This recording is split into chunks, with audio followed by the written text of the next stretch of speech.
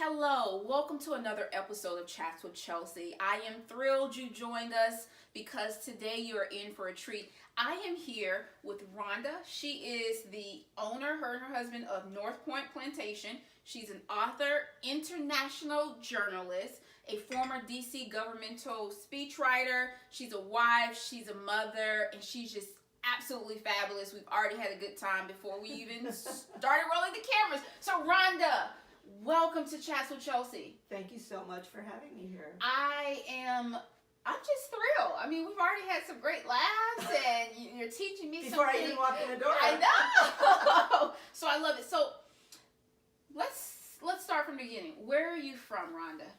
I'm from New Jersey. They call us New Jersey tomatoes. Yes. But actually, my paternal grandfather came from the north of England, where he was a silk manufacturer. Okay. Came to Richmond, Virginia. Really? Around the turn of the last century. Met my grandmother there. I don't know anymore. I still have to go to the Valentine Museum in Richmond to research the family. But obviously, he must have known someone in Richmond. Met my grandmother, and then migrated to Paterson, New Jersey, which was the Alexander Hamilton's first industrial experiment in the United States, and had Sonnenberg silk mill there for many years. So it's really wild because as a kid, I always loved Southern literature. Faulkner was one of my favorite writers, and it was only as I got a little bit older that I found out that I had Southern roots, and so here I am after all these years, back in Richmond area. Right. Is it wild? It is wild, Very wild of all the places. It's just wild. And to be back here. So, from New Jersey, tell us, continue on your journey. Well, I went to the University of Pennsylvania, and then from there I went to NYU Film School. I actually always wanted to be a writer, but I segued over to film school, and then after that, I had a series of non-writing jobs that made me miserable. And then it wasn't until I got my first newspaper job that I felt at home, and that was the beginning of my writing career. And then I segued over to being self-employed as a writer. Mm-hmm.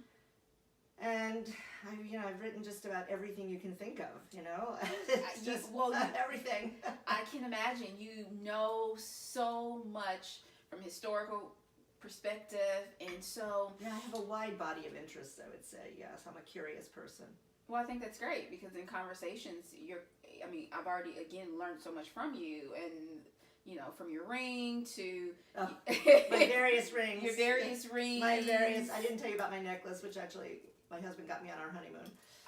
Oh. And I should have told her in Northern California, your previous guest, who's from Northern California. So, you're a writer, you are self-employed, you are a mother. I am a mother to the most wonderful son in the universe. He's 31. He lives out in the LA area. He lives in Redondo Beach. Yes, and so I was self-employed for many, many years, and then I left a 30-year marriage. Tell us about that. What would you like to know? That would take hours. So I had to start my life again over from scratch pretty much at the age of 47. And so I moved to Washington, which was in 2000, at the end of 2007. Okay.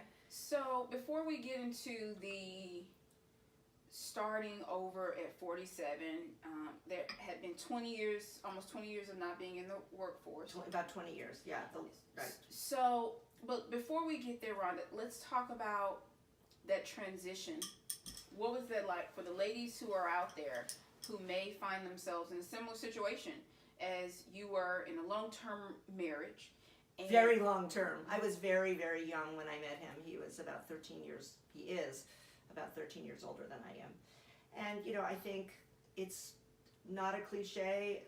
I mean, it's widely known that women often evolve more than men, and because I had been so young when I met him, I grew up.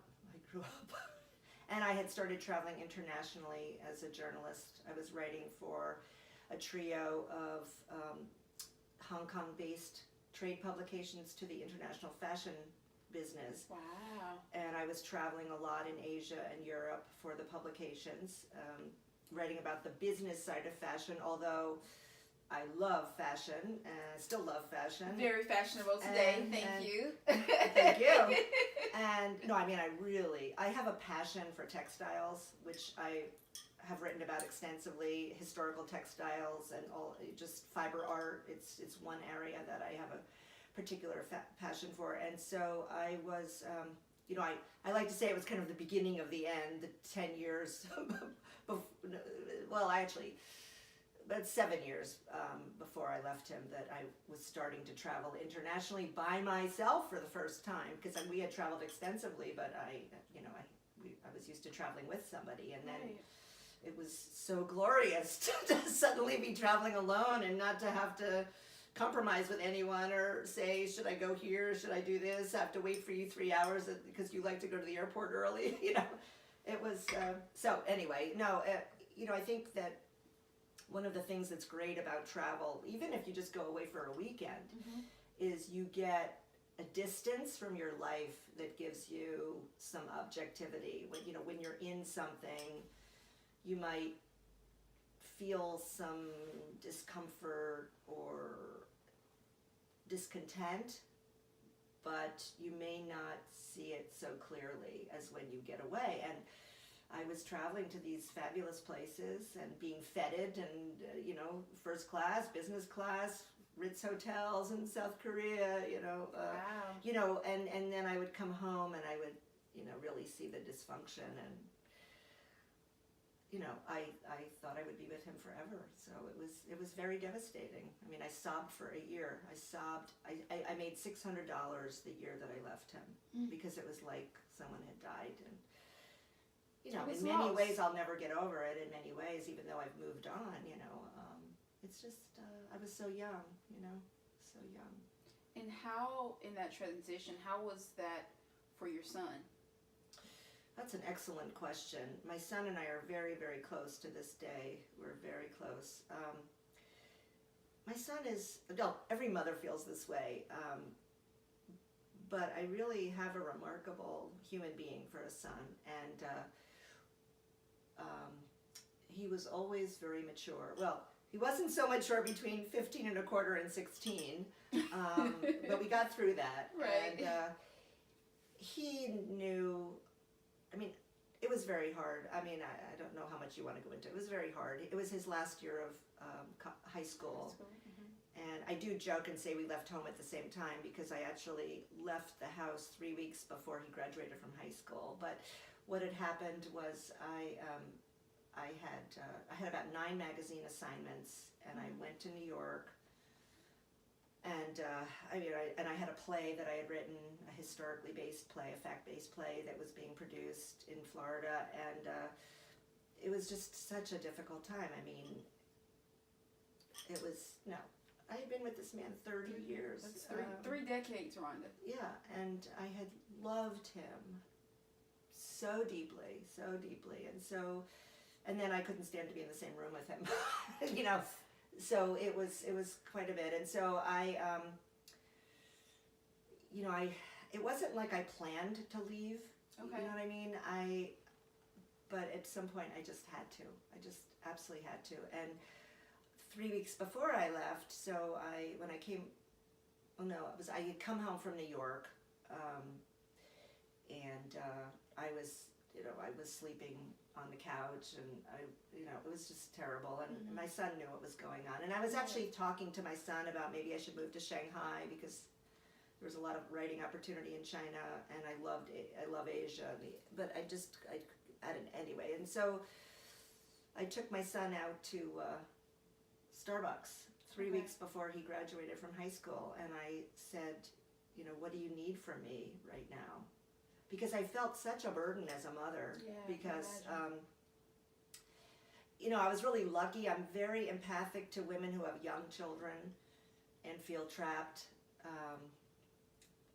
But I think staying with someone, for the kids is just it never works. Never works. The kids know when mom is unhappy, and it's just they always say if a mother, what there's an expression.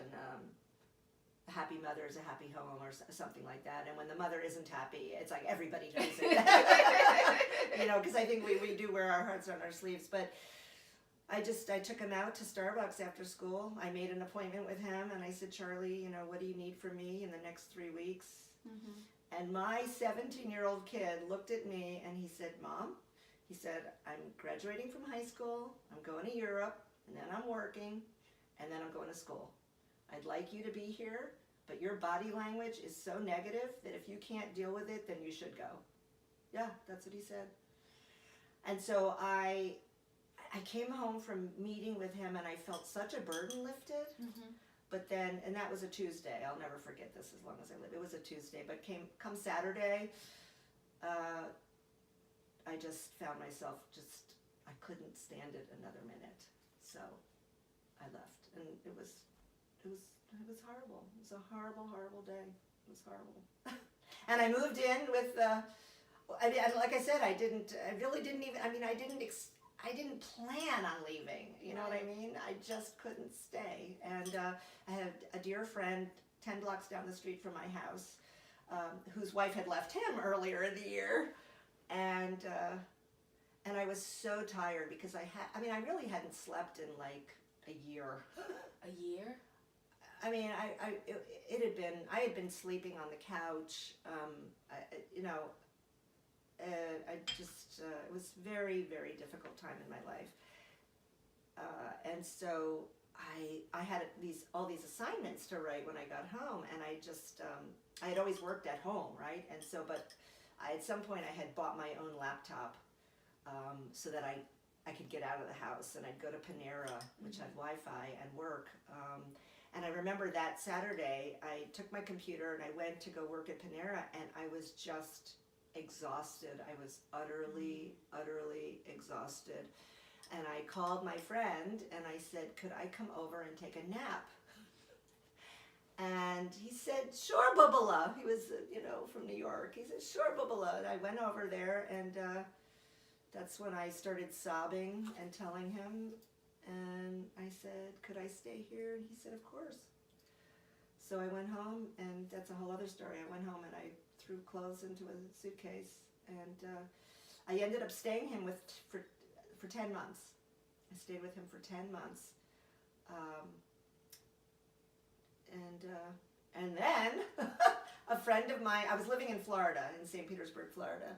Nice warm weather. Sunshine State. Nice warm weather. I had had the flu in January. I was under so much stress, right? Mm-hmm. I had the flu, and then I moved up to absolutely frigid Maryland, where my brother had a house on the market. It was vacant, and my intention was to move into Washington, but I was still waiting for finances to be settled, the divorce to come through and everything. And so I first crashed at his house, and then within 2 weeks I got terrible pneumonia.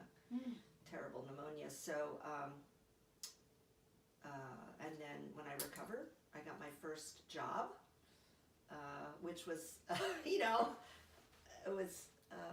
that was interesting. My first job in like 20 years. And then by the end of the year, I moved 3 times in 2007. Mm-hmm. And then I settled into Washington just around Christmas of 2007, going into 8. You shared that during the first year after leaving your husband, you made $600. Right. You were staying with a friend whose wife had left him. How did you mentally survive to get to the place where you could be in? How did you get from that place to Washington? I think that when a person feels a sense of desperation, you rally your forces. Some people can't cope. That is absolutely true. but my office in my home in Florida my house faced a park, and it was really beautiful, but there was a main road running in the distance. And I had written a book about World War II and how it affected the lives and work of 6 of the leading writers of that era. And that book took me 4 years to write. And wow. So I was immersed, in war and the fallout from war. And it may sound a little strange, but while I was writing the book, I would sit at my desk and I would have these visions of what it must have been like for invading forces to be coming right up your road. I mean, this is what people had to deal with, have to deal with during wartime. I mean, it's happening right now, one of the things that strikes me incredibly is an article I read about women in the Congo who, just to go get water in the morning for their family, they risk being raped and killed. Americans have been so lucky. We've never been invaded by a foreign force on our territory, on our homeland. And we are very spoiled. And so I never take anything for granted. I had a difficult childhood and I surmounted that, and I never take anything for granted. A roof over your head, food in your mouth, it's not a guarantee. So when I was writing that book, I was very conscious about people who had to start their lives all over again. I mean, I think often, you've read stories about Russians who were scientists in Russia, in Soviet Russia, doctors, lawyers, and they come to the United States and they are driving a cab. So it's common. Americans are very lucky, but it's very common that people have to start all over again with just the shirt on their backs. So I didn't think that I was any different, really. I mean, This is humanity. I've been very fortunate in my life and been very blessed. I like to say I was an author and a journalist and a pampered wife, and I have a wonderful life now too. But I always say I suffered enough by 11 that I suffered enough by 17. My mother will say life is not a bowl of cherries, and I go, no, I want it to be a bowl of cherries because I suffered enough by 17. But no, seriously, I just kept looking forward. I knew what I had to do. I knew I couldn't live in that marriage, in that life anymore. I had actually, the year before I left him, I had started to see if I could somehow write in Florida for any New York-based companies, people that I had met in, abroad, that I had, met writing for the fashion publication. There was one guy I interviewed with, brilliant, oh my God, this brilliant marketing guy. He's a genius, but they wanted me in New York. And I, at that time, I was sleeping on the couch, but I mean, I don't know if your viewers can understand this, but this man was my life, and so I couldn't, I didn't plan on leaving him. I don't know. I was just like sort of living in the moment and never imagined that I would actually leave this person until then I just couldn't take it anymore. So I think the answer is, I think the survival instinct. My mother is a very strong woman. My father had gotten very sick when I was 11, and she too went from being a pampered housewife to having 2 and 3 jobs. So my mother is really a survivor, and I think that's probably in my DNA, To be a survivor. And I think women are so interesting, because we're the nurturers. We often put other people first. But when push comes to shove, that survival instinct, I think, really takes over. Unfortunately, as I said, I'm very aware that either, emotional distress or mental illness can make people not equipped to handle things. It's really interesting. There was a study done several years ago. They actually put a psychiatrist in a welfare office in Chicago. You know, there's always been this question, are people depressed because they're poor, or are they poor because they're depressed? Mm-hmm. And so this goes back about 10 years ago. So they installed a psychiatrist in the back of a welfare office in Chicago. And you know, you had people who couldn't get out of bed, couldn't make it to a job interview, you know, and had children, and the children became the parents because the mother stayed in bed all day. Well, they diagnosed something like, you know, I don't remember the statistics, but 80-90% of the welfare recipients had clinical depression. And so they started dispensing antidepressants. And within, you know, X number of months, the people were able to go apply for jobs, get jobs. And I remember reading this article, and the kids, this one mother's children were saying, it's so great that mom is, you know, functioning. And I get chills actually thinking, you know. So if you would ask me of any advice, I just think, just keep, like, don't even think about anything. Just do what you have to do. That's it. Like, do what you have to do. Mm-hmm. You know, I said to myself when I got to DC, after having made that $600 in 2006, I said, I don't have a lot of time. I'm not young. I got to make six figures in 5 years, and I was. I just kept going, looking for better and better jobs, and I worked my ass off. And I did have a guardian angel who passed away suddenly almost 2 years ago. He was an incredible guide for me.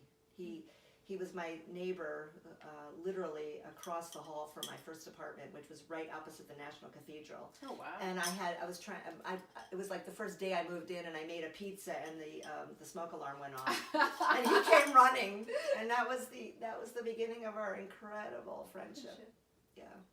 So tell us, you've walked us through this journey, this transition of leaving your husband for 30 years, and the fact that of how you were able to cope and just the survival, keep going.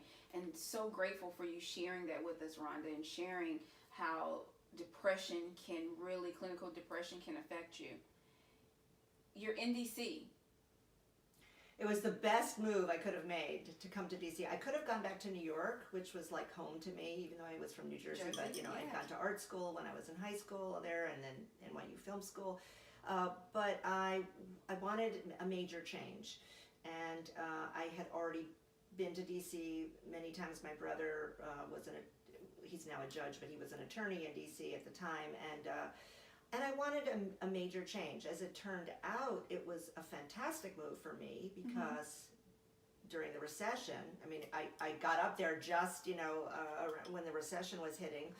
It was a very strong job market. New York is all about finance and money, and that's not my thing. You know, New York is just so obsessed with money, you know. DC has a very globally minded populace. I've never seen people read as much as in DC. They're reading on the subway, in restaurants, lunchtime. You know, they have a very global perspective. A lot of people are in development, you know, interested in what's going on with other people. And so that appealed to me. And aesthetically, I think it's a beautiful, beautiful city. Absolutely. And as it turned out, I mean, we were very insulated in DC because during the recession, you know, still restaurants were thriving. I mean, there was some impact, you know, but we had the average age of the demographic became lower, as a lot of people, especially attorneys, young attorneys, were asked, who had been made offers from large firms, were asked to defer a year or two and go to DC and work for the government. So we had a lot of young people coming in, and the vibe was really great. I'm still in DC frequently. Yeah.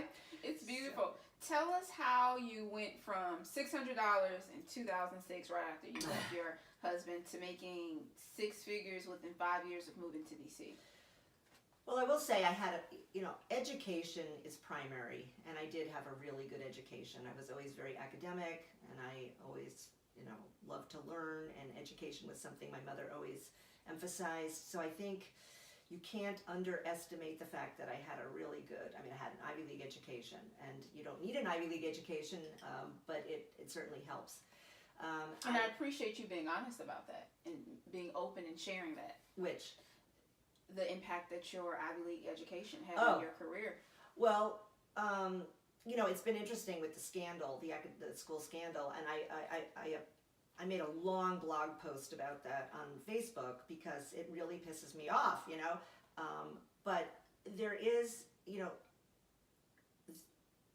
a misperception in this country. I think the average grade point average of CEOs is a C. An Ivy League education doesn't do anything for your creativity, your intuition, your emotional intelligence, your integrity, or your drive as a human being. We know the Ivy League is filled with kids who don't have much drive. And I think studies also show valedictorians don't achieve much at all. They're great at rote learning. So it's much better to be, to be able to think on your own and develop those skills. So but you do want to get a good, solid education. And now, because of the way the world has gone, graduate school has become more important as well. So I had a good education. I also had a resume because even though I hadn't worked in a job for 20 years, I had an extensive writing career. So I say I was starting from scratch, but I wasn't really. I really didn't know how to write a resume. I didn't know anything about navigating, the job market, any of that. And so how did you navigate it though? Well, this is what I was telling you about my guardian angel, who I was lucky enough. He had been in 2 White Houses. He had been a turnaround expert. He had worked for the State Department, and he was just invaluable with helping guide me about the federal landscape. I didn't get a federal job until my second job in DC. My first job, I just took the best paying hourly job I could get. And it actually utilized, it was with a tech startup, and I utilized my fabulous interview skills for that job, and it was very funny because I used to say I was an IT spy. I really wasn't an IT spy, but it's a company that it's an intelligence company for industry, and so I was gathering information on the telephone, and I am an ace at that. My guardian angel always said I suck people's brains out in 5 minutes, but I am a very curious person. So anyway, I had that job for about, maybe 9 months. Okay. And then I got, my second job was as a contractor with USAID, which is Agency for International Development. And from there, I ended up eventually firing my boss because eventually I was made the head of the project, and so I was in charge of all the policy documents for USAID. And then but I was still looking for a job I liked more for 2 solid years. 2 years, because I didn't want to move sideways. I wanted to move up. Yeah. And it was hard because I was not happy in my job, and it was really hard. Every week, every weekend, every waking minute. You were looking for a new job. I was applying for new jobs. Yes. 2 years. I had like no life. And no life. No. I just worked and looked for jobs, and then I got a great job, which was the job. I was the writer to a head of a federal agency in Washington, and it was a great experience, and I met great. It's the second largest criminal investigatory agency in the country, but it investigates transnational crimes. So I was working on documents related to human trafficking, sex trafficking, cybercrime, you name it. And the people, my gosh, I'm still friendly with a lot of people from there. It's fantastic people. The agents, they're the best. I actually at North Point I give a 10% discount for law enforcement and military. I have a very, very strong spot in my heart for both of those groups, our veterans and our law enforcement. I get very upset. I know there are some, bad apples, no question, but people in service, when you need a cop or, you are glad they're there. And it's not just them, it's their families. Agents, my gosh, and we have a lot of two couple families in the agency that I worked for, which was a component of Department of Homeland Security. And one of my friends was drug undercover for a year. He actually had to get married to somebody as part of his undercover. And I said to him, how are you not petrified? And he said, if you're not petrified, you should get out, because that's the way your ass is saved. Wow. Yeah, scary stuff. And so it's the family, it's the wife, it's the kids, it's everybody, and they give 24/7. Yeah. So came to DC, met your guardian angel, someone who's able to help you through, navigate. We talked. Cry with, laugh with. We used to go, because he was recovering from a 30-year marriage and divorce too. So every day after work, we'd get together with our wine and our cheese and sit out in the Bishop's Garden of the National Cathedral, and we would laugh and cry and talk about life and plan and strategize. And Rhonda, you talked about your childhood. There were things that are happening there. Marriage of 30 years. Even after you left the marriage, divorce, still in DC, there were 2 years where you were looking for that job. Well, that was while I had a job. Right. Ladies, you never want to quit a job unless you have another one. No matter if you can barely get out of bed that day to go to your job. Don't quit till you have another one, because it's always harder to get a job when you don't have a job. There you go. My advice for the day. No, I'm going to pull some more advice out of you.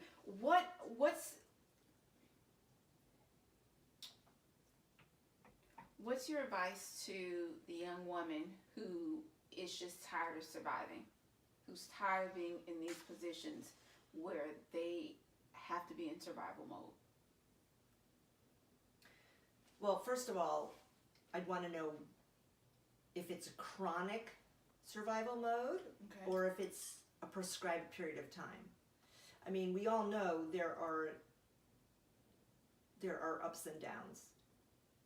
If you're talking about someone who is in a chronic survival mode, mm-hmm, then I would look at to see, okay, what's going on? mm-hmm. Are you self-destructive? Are you doing things that continue to put you into survival mode? That's good. Do you on some level not feel you deserve happiness? Are you beating yourself up? Were you abused in your own childhood and you're repeating being the doormat?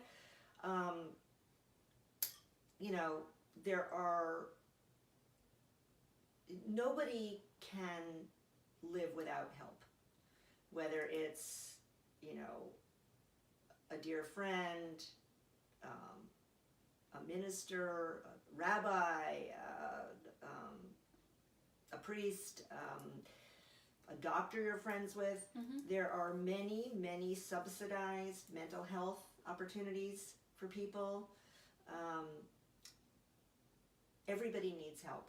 And the thing about mental health assistance is those people are equipped, trained to deal with people who sometimes you are so mired and so beleaguered in trouble and misery, you feel like you just can't get out of it. You're drowning. Yes. And you can't see what steps do I need to do. And there are concrete steps in one's life, no matter what they're going through. I mean, it would depend, but there are practical steps. So I would say that if you're if you're in a chronic situation where survival mode is where you are, Mm-hmm. I would suggest counseling, because I think you would need some objectivity to see why are you in that mode. And you're always going to be told by any professional that you need to take it one day at a time. It's very easy to get overwhelmed if you start thinking about, my life is awful, it's been awful, what am I going to do? I need to go back to school, I need to get a job, I need to get my kids settled, and I can't deal with any of it. Any professional is going to tell you, you need to take life one day at a time. And for some people, this, taking a shower today might just be all that person can do. So, you asked me a question, but the question, for me, it's like, there are so many nuances to the answer to that. So I think to break it down into, how severe is this survival mode? If it's a circumstantial thing, I think the person would do well with prioritizing. What do I need to do first? Like today, say the kids are in school, my husband doesn't make enough money, or he's an alcoholic. Oh, that's a whole other thing, So the question is, how do you attain some more independence? I think, again, this gets back to womanhood, and it's hard in any relationship, long-term live-in relationship. You don't have to be married. You could be living some. For a woman to carve out independence, she may work. She may have that life, but we all know statistically she's still coming home and doing most of the housework. She's doing the child rearing. She's doing all of those things, and it's easy for women to start to resent. And so, we've all read the articles, we read the books, what women should be doing, making more, say demands of the husband or the spouse, the partner. None of these things are easy. I will say that, this is the story. It's not anything I'm saying new. But great reminders for those who are watching, who may either find themselves, to your point, in something that is circumstantial, or they really may be in that chronic place of survival. Because one of the things that you said that I think is so important to reiterate is the fact that when you are in those difficult times, sometimes even the most basic tasks absolutely are exhausting or draining because of what you're going through. Absolutely. And so these are great reminders, right? These may be some of the basics, but sometimes we need the reminder of the basics. Absolutely. And we're all too hard on ourselves. We have to be mindful of not being so hard on ourselves, because once you start beating yourself down, you get lower and lower. So another thing is small pleasures. Okay. I remember I said I laughed more in the 6 weeks after I left my ex-husband than I had in 6 years. Laughter is a big deal, and having fun, and even if you're in a bad way, maybe you have something that you love to do. Maybe you love to do stained glass. Maybe you love to knit. Maybe you love to run. It's very important for women to carve out that time. I mean, this has been said a million times, but so often we don't, because we're busy, especially, if you've got 4 kids, it's hard to carve out that time. But the kids need to be respectful of mom, because, another thing with kids, is the more you give, the more they'll take. And so, in my first book, the one that took me to 4 years, I dedicated. And the title of the book, Rhonda? The title of the book is "Still Be Danced Forward: World War II and the Writer's Life," And the title came from a letter that Virginia Woolf, the English author, had written. Of all the writers I wrote about, she was the only one who had committed suicide during World War II. And I had actually interviewed an epidemiologist from Walter Reed to talk to him about suicide during war. And the suicide rate actually goes down during war because the mass public feels this sense of purpose and pulls together. But people who are mentally ill, which Virginia Woolf had been her entire life, adult life, mentally ill, there were a number of factors that contribute to suicide, and she actually had all of those factors. Her house had been bombed in London, so she had to move to the country. She was separated from friends. Her normal routine was interrupted. So anyway, she did commit suicide, but she had written a letter from the country, and she was complaining about the locals, because she was a real snob, which she had written an essay actually about being a snob, but she was complaining to a friend that there was knocks on the door and all these interruptions, but still we danced forward. And it was really the theme of the book, that these great authors' lives were so changed during the war, but yet they wrote many of their greatest works during that time. It's been such a joy to just be able to dive in, Rhonda, to your story. And it's not even fully written yet you found love again. You're married to Bill. Tell us about getting married a second time. Did you ever think that you were going to get married a second time, fall in love again? Oh, I knew I would fall in love again. I didn't know where I would meet that person. I am a loving person, and I knew, and I do think life is far, far better spent with someone that you want to be with.